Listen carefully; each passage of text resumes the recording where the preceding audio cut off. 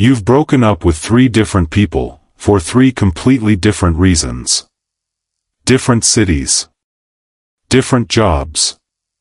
Different personalities. But if you line those endings up side by side, you might notice something disturbing. They all failed the exact same way. That's not necessarily bad luck. It may be your attachment pattern, running the same script on repeat, with a new actor every time. Attachment style isn't simply how you feel about relationships.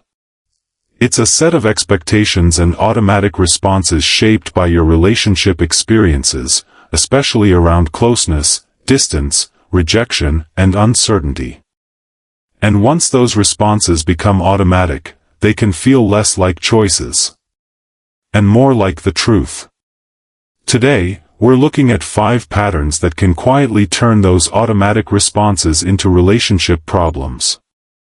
One of them may feel uncomfortably familiar. First, anxious attachment and protest behavior. They're 20 minutes late replying. And suddenly you're checking the conversation again.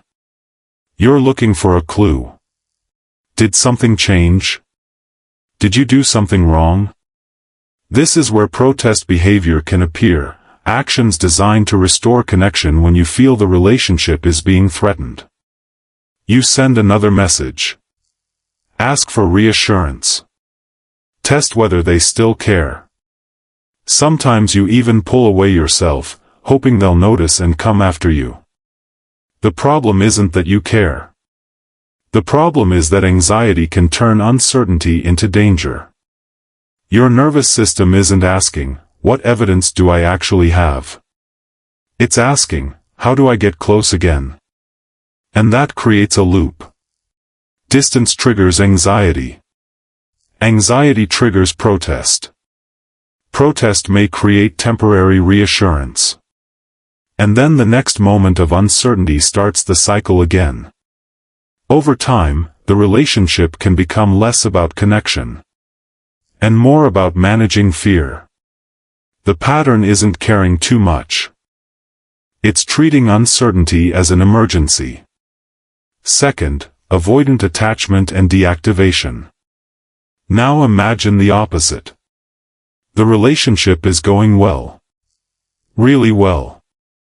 You're becoming closer. You're becoming more emotionally vulnerable. And suddenly, you start noticing everything wrong with them. The little things that never bothered you before suddenly become reasons to question the entire relationship. You want more space. You become busy. You stop opening up. You start imagining how much better life would be alone. For someone with strong avoidant tendencies, increasing intimacy can activate discomfort. And one way the mind manages that discomfort is through deactivation. You focus on flaws. Reduce emotional dependence. Create distance.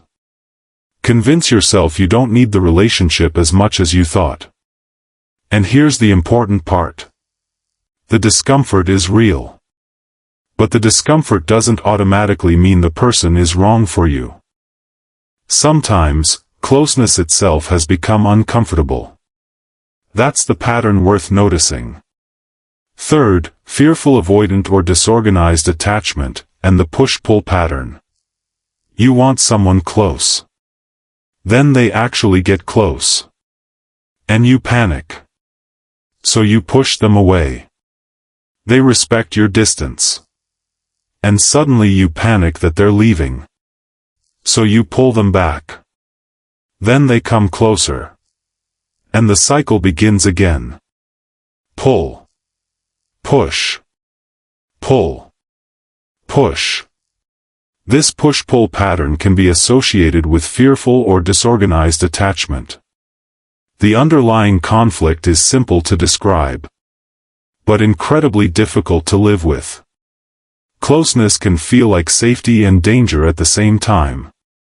Too much distance can feel like abandonment.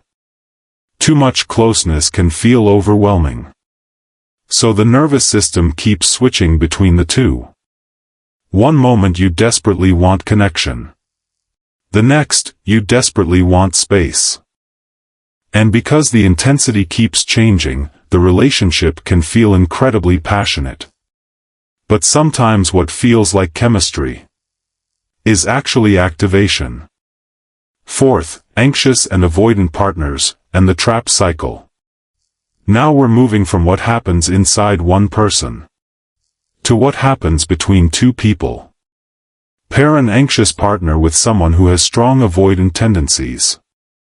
The anxious partner feels distance, so they pursue. The avoidant partner feels pressured, so they withdraw. That withdrawal triggers more pursuit. And that pursuit triggers more withdrawal. Pursuit. Withdrawal. More pursuit. More withdrawal. And here's what makes this cycle so powerful. Neither person has to intentionally be toxic. The anxious partner is trying to restore connection. The avoidant partner is trying to restore space.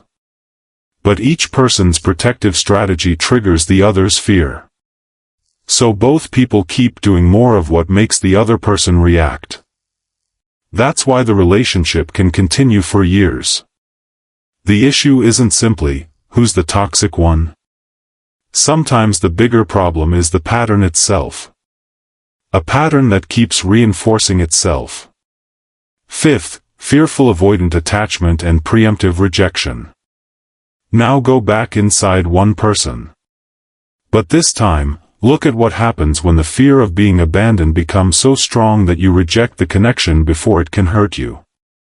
You meet someone. You genuinely like them. And that's when the fear begins. What if they leave? So instead of waiting to be abandoned, you leave first. You become distant. You find reasons it won't work. You convince yourself you're not that interested. You create the ending before the other person gets the chance to create one.